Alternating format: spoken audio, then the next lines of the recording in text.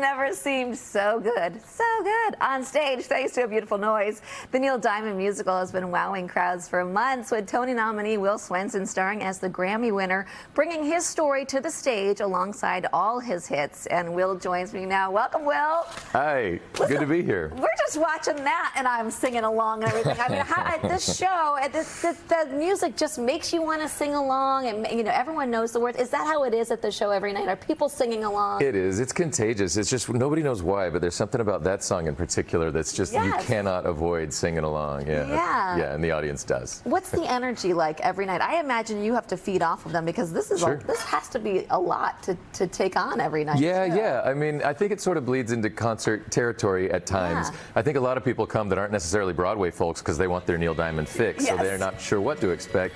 And Sweet Caroline comes and everybody sings along immediately, and a few of the other songs as well. So, Well, what was your relationship like with Neil Diamond growing up? Like, did you listen to him? I had an aunt who was like Neil Diamond crazy, so I knew all about it. For me, that was my dad. Literally his favorite singer of all time. We literally had a framed picture of Neil Diamond in the garage, and it was on a loop in our house. We listened to 8-track tapes, so I cannot even remember the first time I heard a Neil Diamond song, but it was just on a loop in our house. Oh my God, I heard that you used to woo girls with Neil Diamond songs. Probably unsuccessfully, I think, but it's true. Oh my gosh.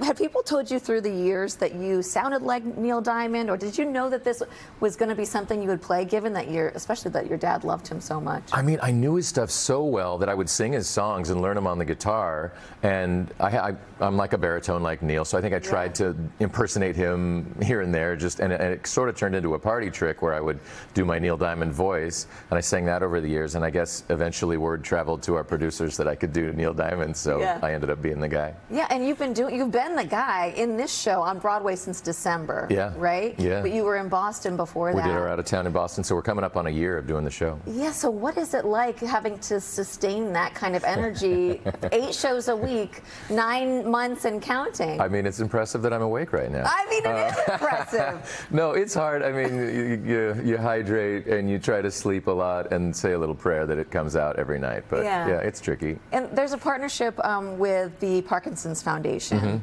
Obviously, Neil Diamond had come out and announced that he had a Parkinson's diagnosis. Have you had any conversations with him about him being able to see you perform his life on show? On stage every week? Yeah, I've gotten to know Neil a little bit, which seems crazy that I'm like friendly with Neil Diamond. But yeah, and my dad's losing his mind. I brought him to opening night, and my dad got to meet Neil, and it was just my dad's 86, and he said that was the best day of my life. It was great. I love that.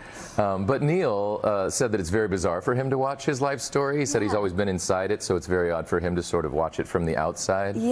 But he seems to be enjoying it, and he keeps coming back to see it. Yeah, and I feel like this is the closest a lot of people are going to get to seeing Neil in concert. So do people come to you at the stage door and tell you their Neil Diamond stories? They do. They're hungry for it. And I sense it the second I come out on stage. Most shows, you're trying to earn the audience's approval and throughout the course of the night. But people come, we already have it. And I'm just standing in Neil's shoes. And often I'll come out and sing the first song of the show, and you see people crying from the beginning because they're so hungry to get their Neil Diamond fix. They love him so much. Yeah. You know, a lot of times people come on the show and we ask them, what do you hope the audience gets out of this? But I want to flip that around and just say, like, after you've been playing him this long and the relationship that you had with him and your dad had with him, what have you gotten out of playing Neil Diamond? I mean, the story's sort of an examination of Neil's life, and because he has Parkinson's and can no longer perform, it's sort of a study of, like, what are you when that piece of you that fulfills you can't do that anymore? Are you still enough? And so for me, it's made me examine that part of me, and would I be enough if I didn't have my performing? And it sort of makes you examine all the other pieces of your life as well. So it's been fulfilling and moving for me in that way. Oh, nice. Well, we get a lot out of it too. So you can catch A Beautiful Noise at the Broadhurst Theater. For tickets, head to abeautifulnoisethemusical.com. Will, thank you so much for coming. My pleasure.